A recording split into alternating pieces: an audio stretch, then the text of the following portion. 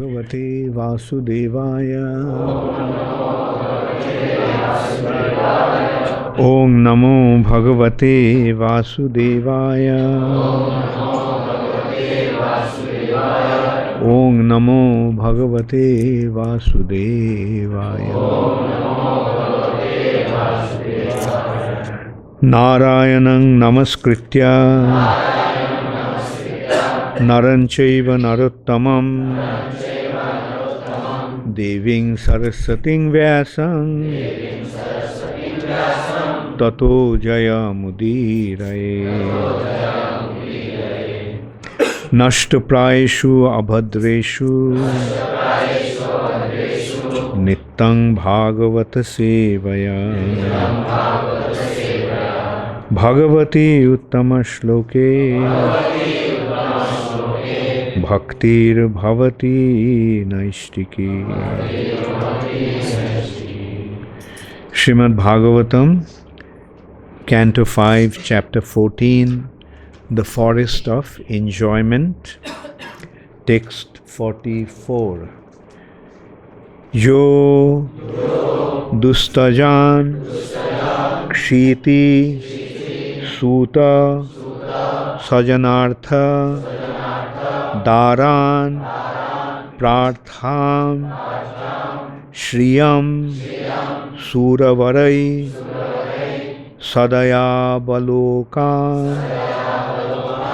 sadayāvalokām naicchan nṛpas tad-ucitam mahataṁ madhu-dviṭ sevā-anurakta-manasām abhavopi falguhu.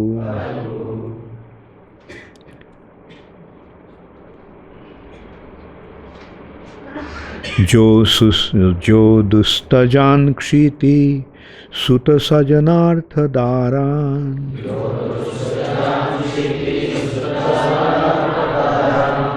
Jo dustyajān kṣiti-suta-svajanārtha-dārān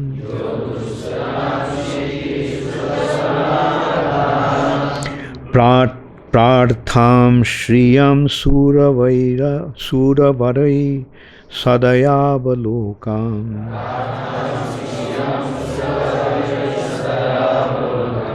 Prārthyāṁ śriyaṁ sura-varaiḥ sadayāvalokām.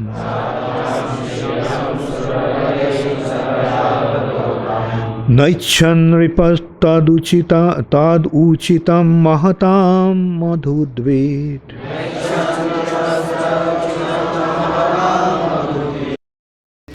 nṛpas tad-ucitam mahataṁ madhu-dviṭ.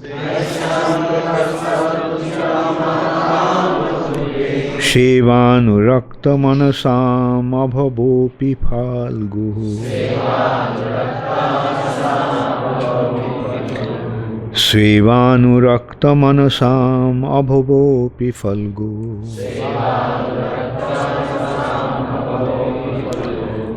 Yo dustyajān kṣiti-suta-svajanārtha-dārān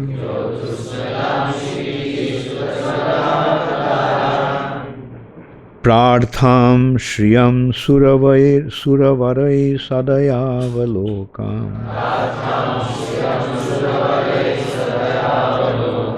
naicchan nṛpas tad-ucitam mahataṁ madhu-dviṭ. sevā-anurakta-manasām abhavopi falguhu.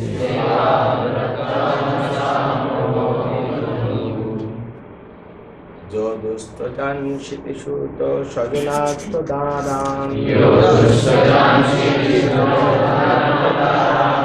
prārthyāṁ śriyaṁ sura-varaiḥ sadayāvalokām.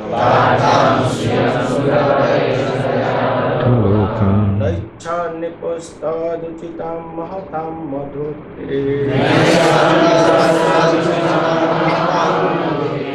sevā-anurakta-manasām abhavopi falguhu.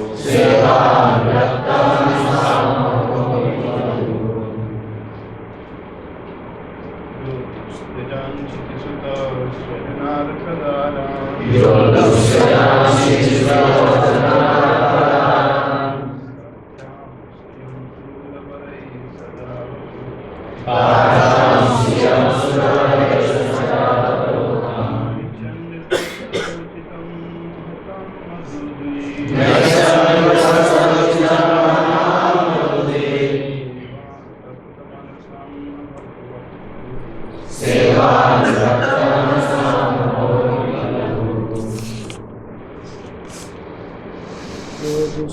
kṣiti-suta-svajanārtha-dārān dustyajān kṣiti-suta-svajanārtha-dārān prārthyāṁ śriyaṁ sura-varaiḥ sadayā-avalokām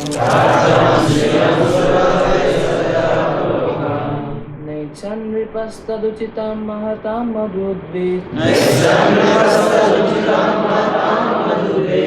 sevā-anurakta-manasām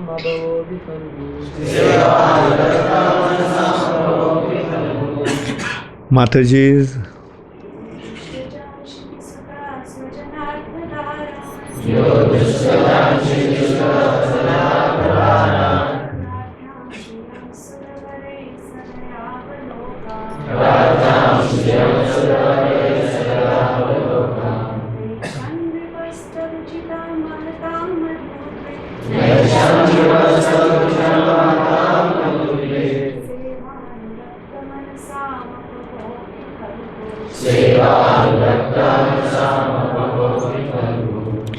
Yah, who, dustyajān, very difficult to give up.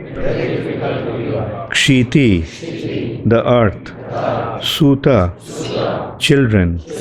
Sva-jana-artha-dārān, relatives, riches, and a beautiful wife. Prārthyāṁ, desirable. śriyaṁ, the goddess of fortune. Sura-varaiḥ, by the best of the demigods. Sadaya-avalokām, whose merciful glance. Na, not. Oichat, desired. nṛpas, the king. tad-ucitam, this is quite difficult. This is quite befitting him. Mahatam, of great personalities. Mahatmas. Madhu-dviṭ, of Lord Kṛṣṇa, who killed the demon Madhu. Sevā-anurakta, attracted by the loving service. Manasām, of those whose minds. Abhavopi, even the position of liberation. Falgu, insignificant. Translation by His Divine Grace, Srila Prabhupada. Sukadeva Goswami continued, My dear King, the activities of Bharat Maharaj was wonderful. He gave up everything difficult for others to give up. He gave up his kingdom, his wife, and his family. His opulence was so great that even the demigods envied it. Yet he gave it up. It was quite befitting a great personality like him to be a great devotee. He could renounce everything because he was so attracted to the beauty, opulence, reputation, knowledge, strength, and renunciation of the Supreme Personality of Godhead. Kṛṣṇa. Kṛṣṇa is so attractive that one can give up all desirable things for his sake. Indeed, even liberation is considered insignificant for those whose minds are attracted to the loving service of the Lord. So please repeat after me. Sukadeva Goswami continued. My dear King, the activities of Bharat Maharaj are wonderful. He gave up everything difficult for others to give up. He gave up his kingdom, his wife, and his family. His opulence was so great that even the demigods envied it. Yet he gave it up. It was quite befitting a great personality like him to be a great devotee. He could renounce everything because he was so attracted to the beauty, opulence, reputation, knowledge, strength, and renunciation of the Supreme Personality of Godhead. Kṛṣṇa. Kṛṣṇa is so attractive that one can give up all desirable things for his sake. Indeed, even liberation is considered insignificant for those whose minds are attracted to the loving service of the Lord. Purport by Srila Prabhupada. This verse confirms Krishna's all attractiveness. Maharaj Bharat was so attracted to Kṛṣṇa that he gave up all his material possessions. Generally, materialistic people are attracted by such possession. Ato griha kshetra sutapta vittair janasya mohoayam ahang mameti. Srimad Bhagavatam 5.5.8. One becomes attracted to his body, home, property, children, relatives, and wealth. In this way, one increases life's illusions and thinks in terms of I and mine. The attraction for material things is certainly due to illusion. There is no value in attraction to material things, for the conditioned soul is diverted by them. One's life is successful if he is absorbed in the attraction of Krishna's strength, beauty, and pastimes as described in the 10th canto of Srimad Bhagavatam. The Mayavadis are attracted to merging into the existence of the Lord, but Krishna is more attractive than the desire to merge. The word abhavaha means not to take birth again in this material world. A devotee doesn't care whether he is going to be reborn or not. He is simply satisfied with the Lord's service in any condition. That is real mukti. Iha yasya harir dasye karmana manasa gira nikhilasyapi avasthasu jivan muktasa uchyate. One who acts to serve Krishna with his body, mind, intelligence, and words is a liberated person, even within this material world. Bhakti Rasamrita Sindhu 1-187. A person who always desires to serve Krishna is interested in ways to convince people that there is a Supreme Personality of Godhead, and the Supreme Personality of Godhead is Krishna. That is his ambition. It doesn't matter whether he is in heaven or in hell. This is called Uttama Shloka Lalasa. Om Ajnana Timirandhasya Jnananjana Salakaya Chakshur Unmilitang Jena Tasmai Shri Gurave Namaha. Namaṁ Vishnu Padaya Krishna Pristhaya Bhutale Srimate Bhakti Vedanta Swami Niti Namine Namaste Saraswati Deve Gauravani Pracharine Nirvishesha Shunnavadi Paschatta Deshatarine Shri Krishna Chaitanya Prabhu Nityananda Shri Advaita Gadadhar Shivasadi Gaur Bhakta Vrinda. Hare Krishna, Krishna Hare Hare, Hare Rama, Rama Rama, Hare Hare. Jo dustyajān kṣiti-suta-svajanārtha-dārān. Prārthyāṁ śriyaṁ sura-varaiḥ sadayā-avalokām. Naicchan tad-ucitaṁ mahataṁ madhu-dviṭ.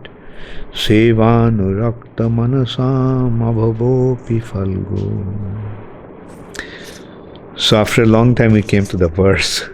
Like all this while, it was all proses. And what a wonderful verse. In one verse, Sukadeva Goswami is explaining what Krishna consciousness is like. Sukadeva Goswami continued, "My dear king, the activities of Bharat Maharaj was wonderful. He gave up everything difficult for others to give up. He gave up his kingdom, his wife, and his family. His opulence was so great that even the demigods envied it, yet he gave it up. It was quite befitting a great personality like him to be a great devotee. He could renounce everything because he was so attracted to the beauty, opulence, reputation, knowledge, strength and renunciation of the Supreme Personality of Godhead, Kṛṣṇa. Kṛṣṇa is so attractive that one can give up all desirable things for his sake. Indeed, even liberation is considered insignificant for those whose minds are attracted to the loving service of the Lord."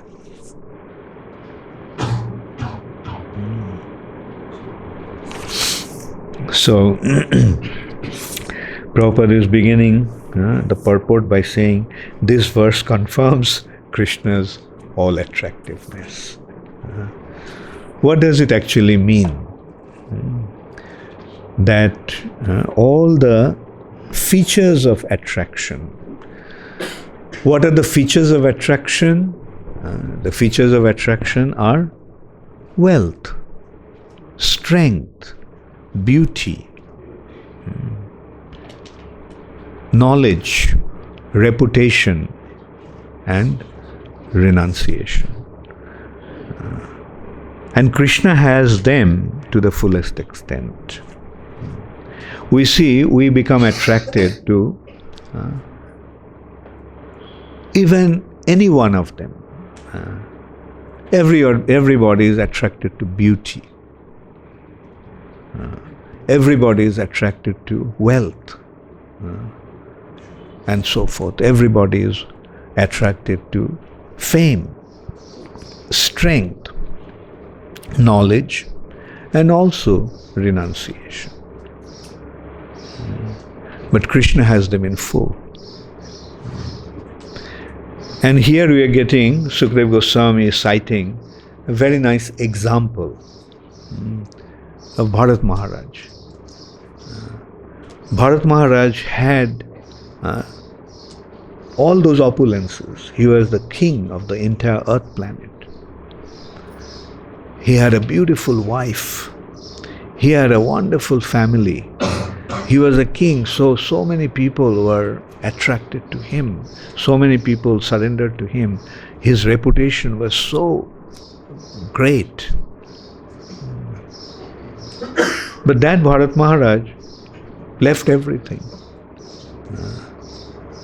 How could he do that? Why did he do that? He did that because he became attracted to Krishna's wealth, Krishna's beauty, Krishna's influence. And compared to that, he saw what he was. Although he was such a great king, compared to Krishna, he felt he was just like an insignificant ant. That's how a devotee feels. And that's why Prabhupada is, in the purport it says that it was befitting him that he was such a great devotee. Like he was, from others' perspective, he was so great. But from his perspective, seeing Krishna's opulence, Krishna's fame, Krishna's beauty, and all the qualities of Krishna, he felt, what is this? What is this? All this. I mean, although his opulence was envied even by the demigods, his situation was envied even by the demigods. The demigods are extremely powerful, extremely opulent, extrememly handsome, and has such facilities for enjoyment.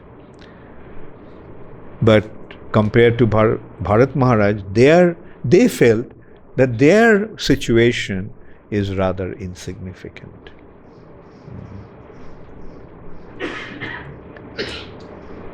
So, that is what happens when one becomes attracted to Krishna. What happened to Bharat Maharaj? Bharat Maharaj was thinking, what is this? What do I have? Like if we look at it, like somebody may be the ruler of the entire earth planet, but when he considers that this earth planet is an insignificant portion of the universe, this universe, and there are so many universes, innumerable universes. So can you imagine like the situation, a king, when he becomes aware of the universal constitution of the universe, then what becomes his situation? His situation becomes so insignificant. Even the position of Lord Brahma becomes so insignificant, who is the head of this universe. He had that pride, oh, I am Brahma, I am the head of this universe. But when he went to Krishna, the attendant came and asked, so sir, who are you? What do you want? So he said, well, I am Brahma and I have come to meet Krishna. So that attendant asked, which Brahma? So he said, which Brahma? Okay, the father of Narad Muni. and he gave his identity. So then he was told, okay, come. It was reported to Krishna, and Krishna said, okay, he can come. So he came and he asked Krishna, please, when I was reported that I am Brahma, then why was I asked which Brahma?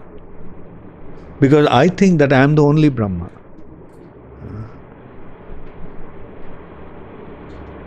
And so then Krishna showed some opulence. He made all the Brahmas come there. And our Brahma, four-headed Brahma, saw one after another Brahmas are coming. Some had 10 heads, some had 50 heads, some had 100 heads, some had 1,000 heads, some had millions head, some had zillions head. And they all are just offering obeisances to Krishna. So that is our situation in relation to Krishna. This is not the only one Brahmanda. According to the size of the Brahmanda, the head grows. Like Brahma had 4 heads, this means he is one of the smallest Brahmas. 4-headed Brahma is one of the smallest Brahmas. And there are Brahmas with millions of heads. So we can well imagine how big those universes are. And Krishna is the supreme creator and supreme controller of all those universes. So in this way, when we see our situation, no matter how exalted it is, compared to Krishna, it is so insignificant. Like Krishna's situation is absolute, whereas our situation is relative. In this world, everyone is thinking somebody else is better than him and greater than him. But who is the greatest?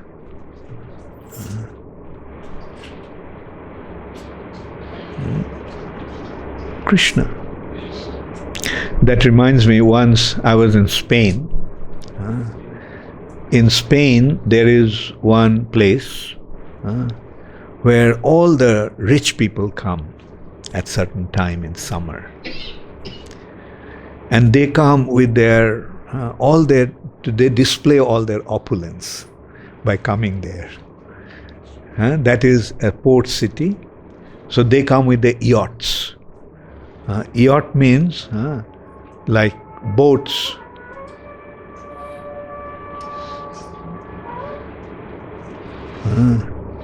They come with all their boats, and you know how big those boats are.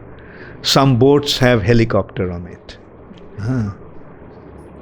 and then they have their cars, most expensive cars, and what they do, they bring out those cars and park it. They bring the cars out of their boat, and it's like a small ship actually what they have.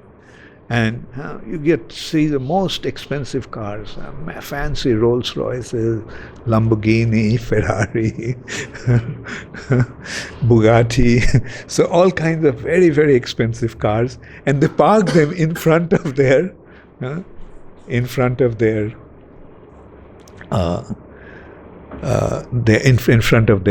yacht.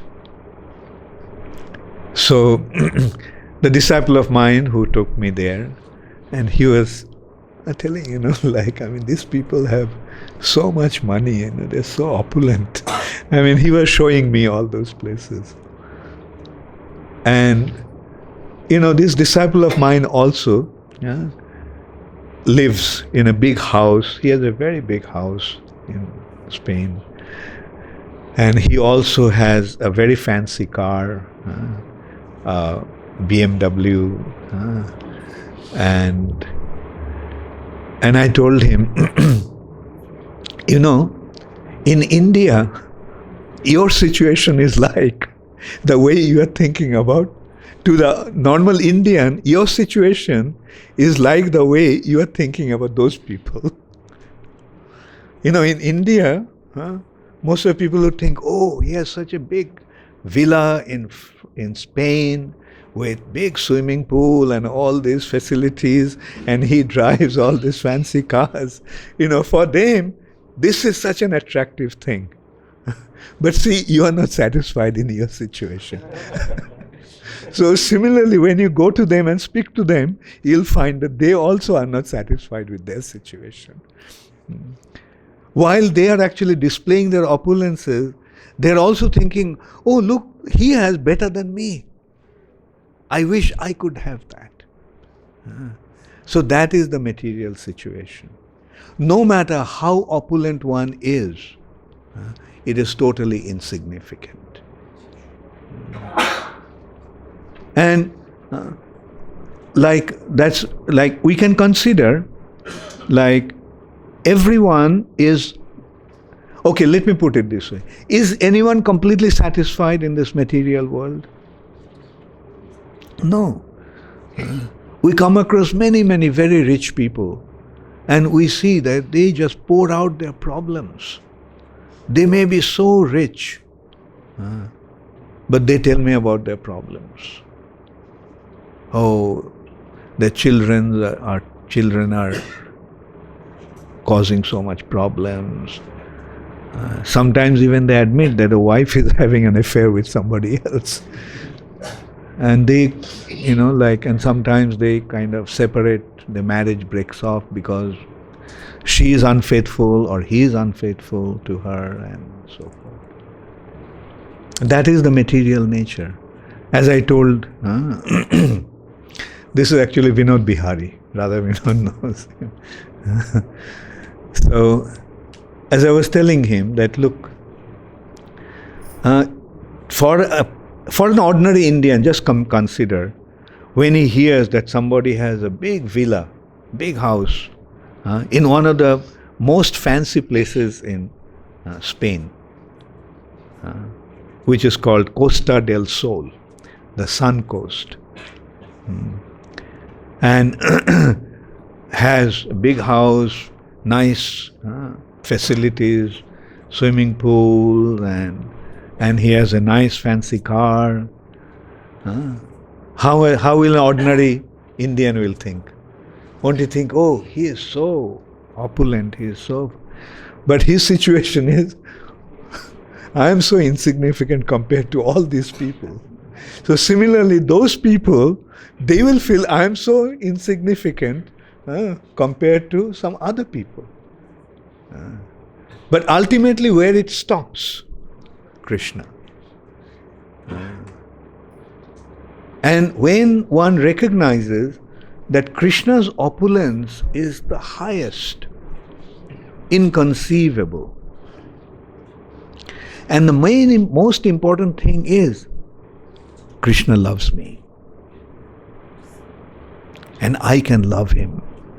He is waiting for me to love him. Then what happens?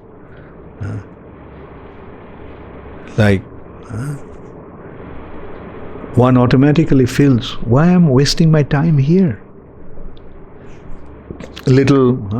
Actually, Brahma's situation was described in Garga Samhita when Brahma went to Dwarka, and he actually asked the gopi. And the gopi actually told.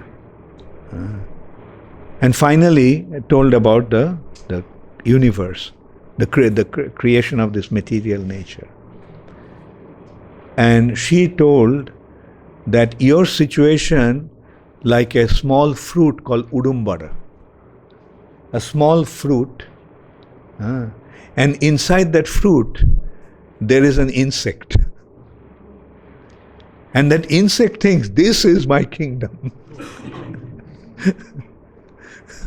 I am the controller of this kingdom of mine. So, and it was so relevant. From Krishna's perspective or from the spiritual perspective, Brahma's situation is like an insect.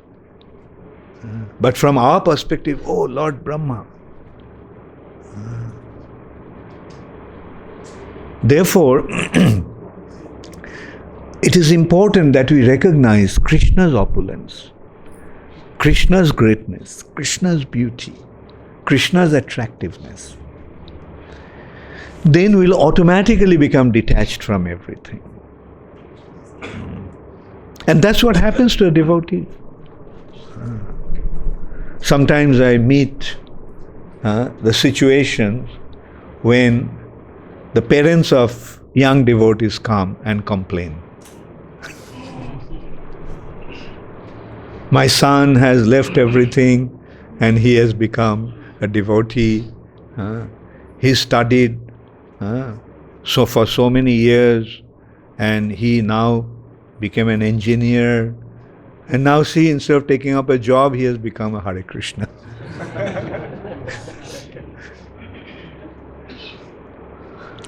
The thing is, they don't understand, the parents don't understand what the children have experienced. By recognizing Krishna's exalted position, they recognize the insignificance or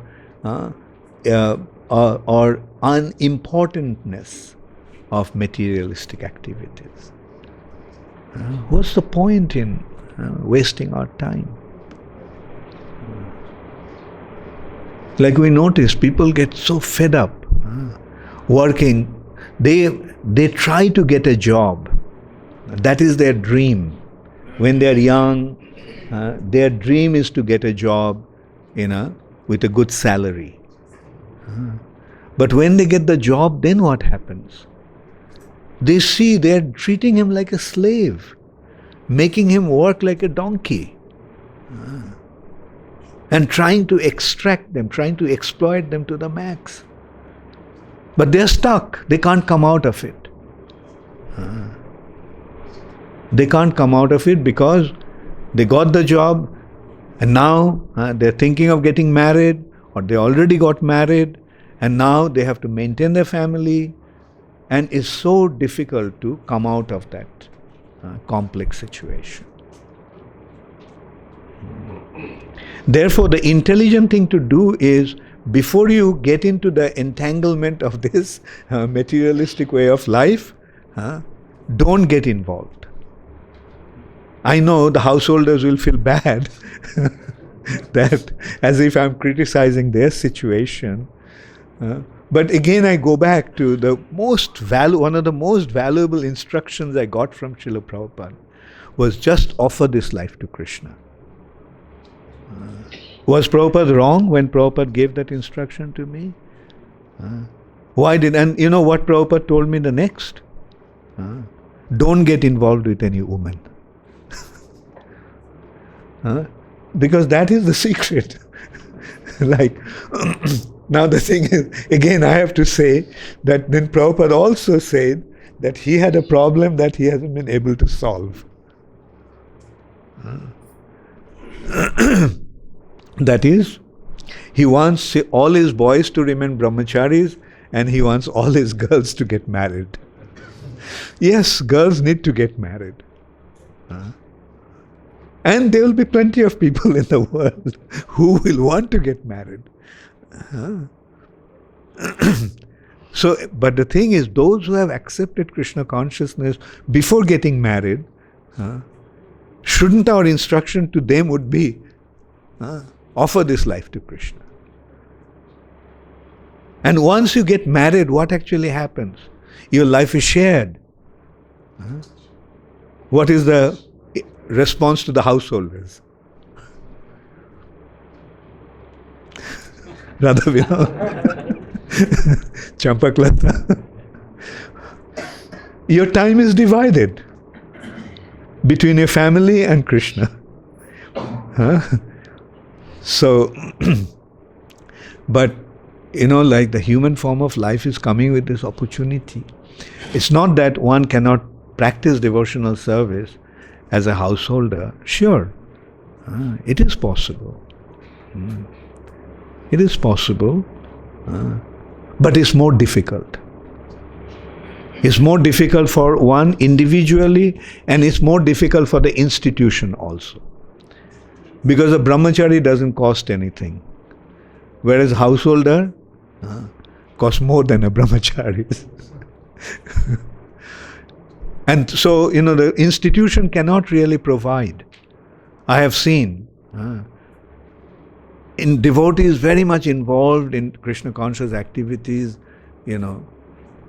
but after they get married, for the time being, the institution can maintain them. But eventually, they can't. And they realize that, the householders realize that. When I was seeing that Amal Bhakta was shaking his head. He realized that you can't depend upon the institution for maintaining your family. And he started his business and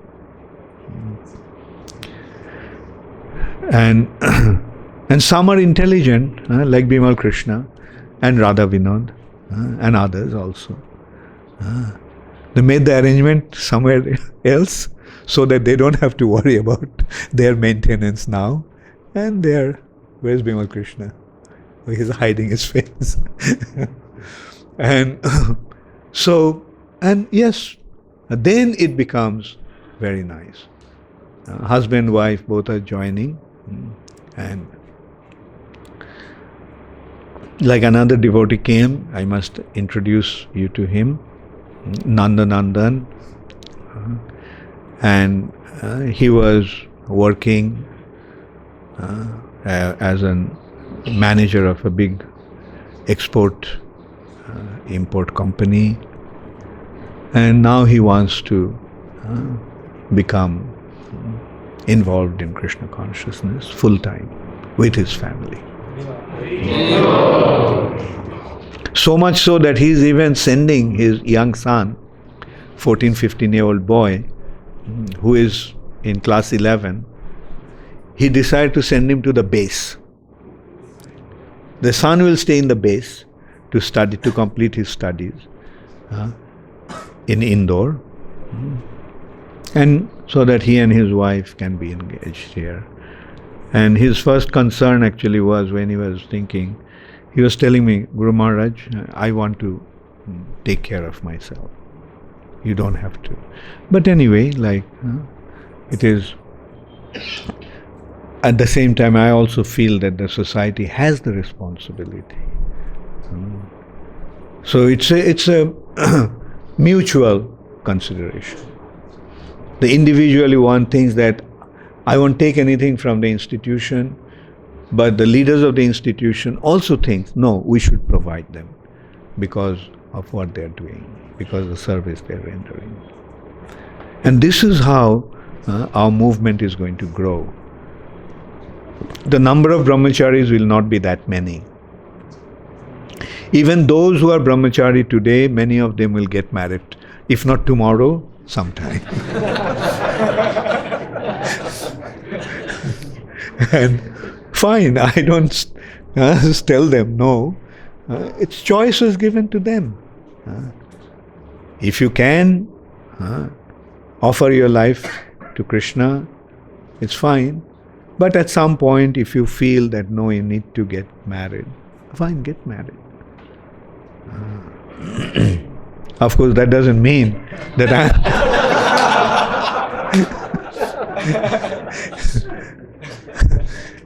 it's not that I'm encouraging you to get married.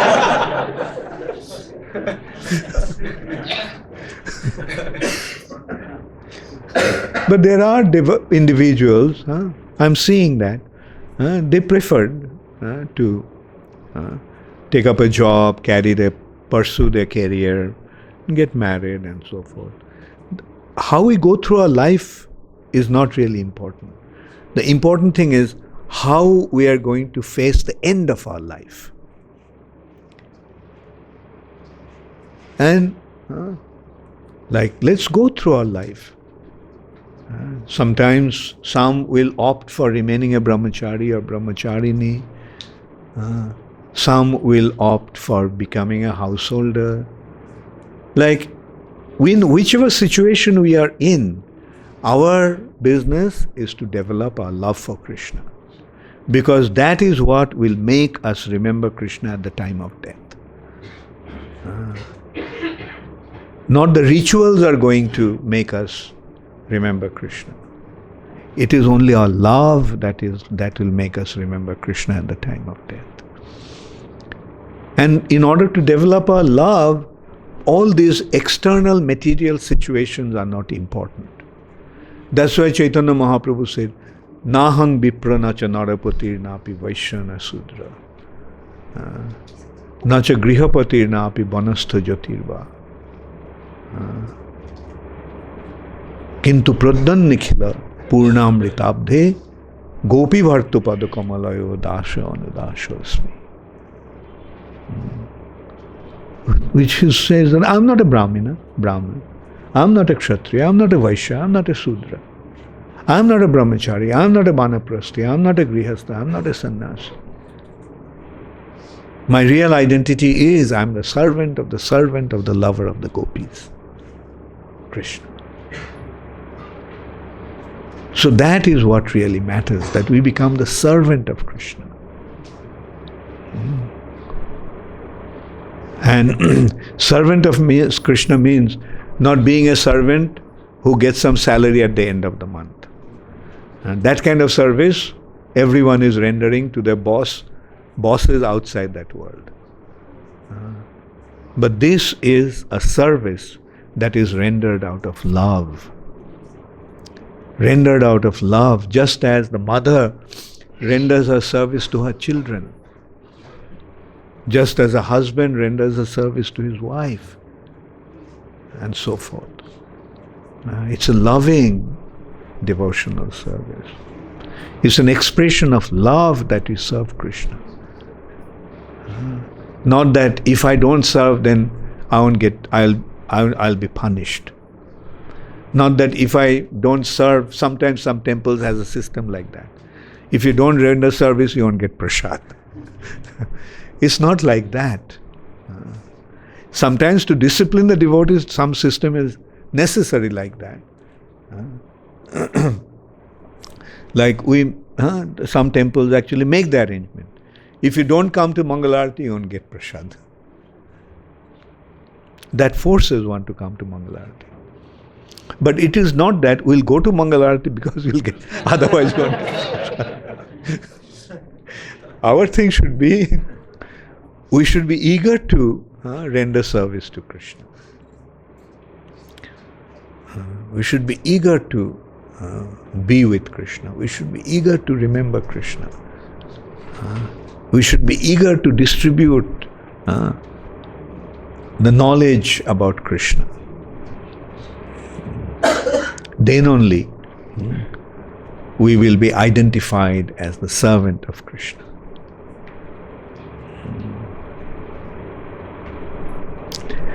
And when we become attracted to Krishna in this way, then everything in this material nature, as the example has been given by Sukadeva Goswami of Bharat Maharaj. Can you imagine, he was the ruler of the entire earth planet. And his situation was so exalted that even the demigods were envious of him. But he gave up that situation. Why? Because of his attraction for Krishna. And because of his love for Krishna.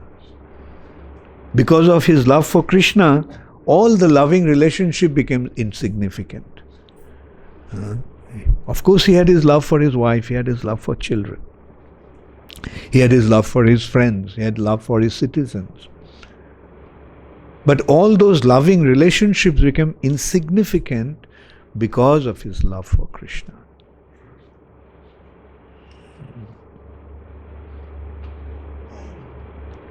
So, we are getting such wonderful examples, and let's follow those examples and mold our lives so that we can make our life successful. Thank you very much. All glories to Srila Prabhupada. Gaur Premanande. Does anybody have any question? Yes, Jamna Priya. Just in the beginning of the class, you mentioned how many heads certain Brahmas have. So, Maharaj, I was just eager to know a little bit about those planets. I mean, what sort of planets are they and what happens there? They're all Brahmandas. They're universes. They are not planets. They are all universes with planets. Each universe has 14 planetary systems. So we have to see, we can consider Mahavishnu is breathing, right? And as he breathes, each bubble that is created in the causal ocean is an universe, right? Now, he is not breathing only through his mouth and nostrils. He is also breathing through the pores of his body. So the bubbles that are created from the pores of his body, compared to the bubbles that are generated from his breathing, from his mouth or nostrils, so tiny, so insignificant. Therefore, this variation. And in relation to those 14 planetary systems, those planets are. You get the point? Like, say, for example, 1,000-headed Brahma.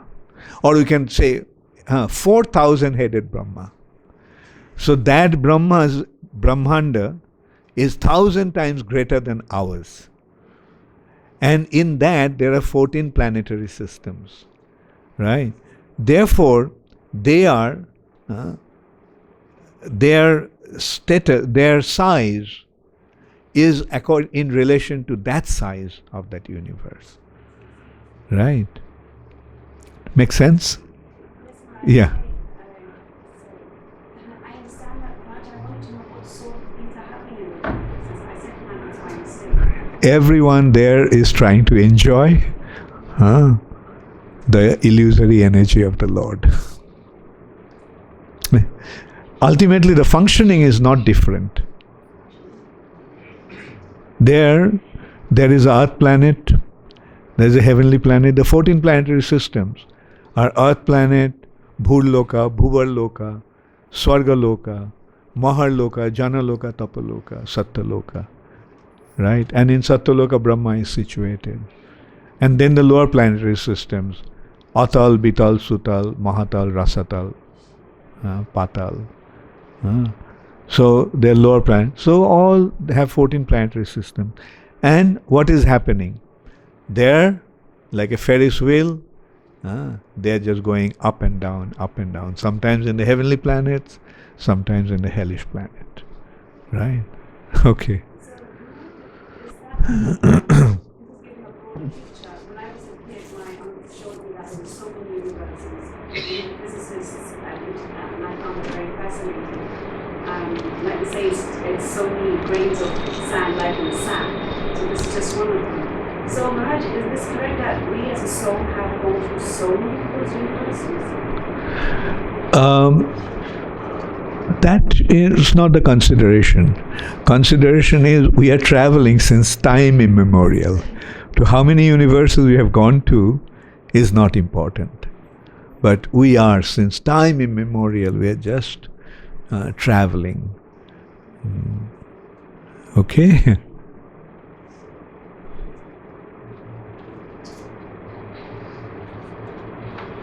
Vibhu Chaitanya Das. How to use the verse Matta Smritir Jnanam Apohanam Cha in a prayer. How to use this verse Matta Smritir Jnanam Apohanam Cha. So pray to Krishna. Krishna, please let me always remember you and never forget you. Alright? That is because Krishna is the giver of Smriti, Jnanam, and also stealing it away. Alright? We read something in the books, we hear in lectures, something very nice we read in the books, in the lectures as well. So I'm always worried that what if I forget at the right time? So how exactly do I pray? Yeah, that is, that I can remember everything that I heard and read about you, and I can forget all the nonsense things that I have done and I want to do. So that should be our prayer. So you give us the you give us the right remembrance and let us forget the wrong ones.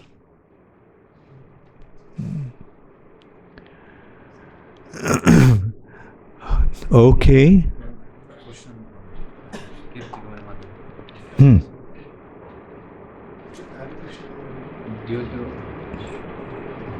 Due to realizing Krishna's exalted position, resulting in Param Drishta Nivardante, Bharat Maharaj renounced everything. Prabhupada often refers to Ambarish Maharaj when describing a pure devotee whom did not renounce but rather engaged everything in the Lord's service, also due to Param Drishta Nivardante. Both achieved the same attachment to Krishna through two apparently different paths. Is this path Sujan according to the inclination of the devotee? Yes, thank you, Kit Kumari. You see, Ambarish Maharaj's example is not that he, as opposed to Bharat Maharaj, like he was maintaining that situation but engaging all his senses in serving Krishna. So, at the bottom of it, both of them maintained their loving relation to Krishna at the core of their hearts. That is what really matters. As I mentioned, the external situation is not so important. What really matters is the love in the heart for Krishna. And when you have developed that love for Krishna, you can be situated anywhere, just as Prabhupada quoted that verse from Nectar of Devotion. Iha jasya harer dasye karmana manosa gira nikhilasyapi avasthasu Jivan mukta sa uchyate. Nikhilasapya avasthasu means in all circumstances. He may be in whichever situation he is liberated. Because he has engaged his karmana, manasa, his body, his activities, his mind, his words in the service of Krishna. So when one does that, then externally in whichever situation he or she is in, he is liberated. Does it answer your question, Kirti Kumari? Then you can, if not, then you can send another question. Yes, who has a question? Yes. Maharaj said that regarding optimal life, Krishna said that some may get married later on, not that all will remain Sharik. So I was asking that what is the thing which prevents us from attaining Sharik of the time, or how we can commit ourselves fully to Krishna to all of life? Yeah, the way, and what was the answer? You asked the question to somebody, or you asking me the question? Oh, you're asking me the question. I mean, how to avoid that kind of situation? The way to avoid the situation is by remaining in good association. Right. When one thinks of getting married at an inappropriate age, I would say, being a brahmachari until the age of 50, and then at 51 he thinks of getting married to a 22-year-old girl. Right? Why does it happen? Because there is no one to tell him what's happening with you. You're in Maya, Prabhu. Because no one is telling them, that's why they're plunging into that. And they are not either that, or they are not willing to listen to any good advice.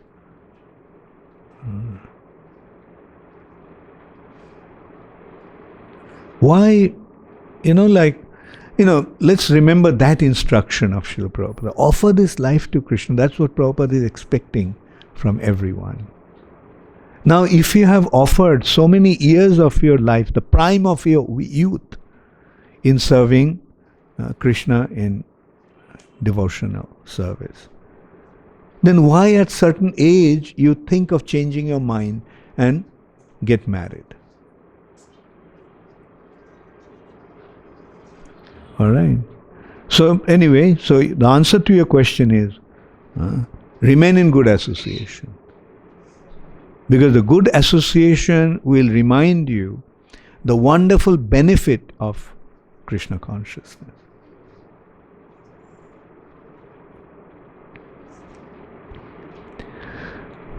Any other question?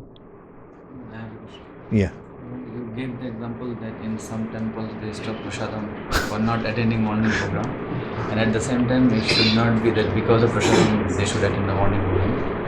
My question is, while practicing Krishna consciousness, by following the strict rules and regulations, should we try to cultivate a spontaneous mode separately, or at the end it will spontaneous? You see, just like you can't expect children to spontaneously study, right? The children have to be forced. Or you can't expect the children to eat on their own. You have to force. Similarly, those who are children in the spiritual life, that means those who did not really develop spiritually, for them there is certain disciplining process is necessary.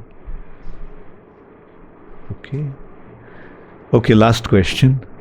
We're talking about good association. And outside they say that books are your best friend. So how does it hold it? Yeah, read Prabhupada's books. And you'll see time and time again Prabhupada is reminding you the importance of using this life in serving Krishna.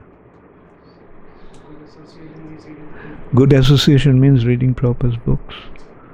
And that association you can never be deprived of. anywhere, at any point in time, you can have that association. Prabhupada's books. Okay.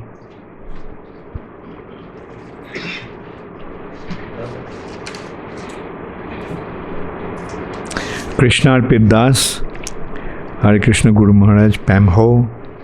Do we have to completely free ourselves from greed? And if not, then up to what extent we should have greed, and of what type? Yes, greed can also be Krishna conscious. Tatra lolam ekam mullamatram. You can buy Krishna consciousness with greed. Actually, the way to buy Krishna consciousness is with greed. Mullam means price. With the price of greed. So turn your greed to get Krishna's mercy. Thank you, Hare Krishna. Gaur Premanande, Hari Hari.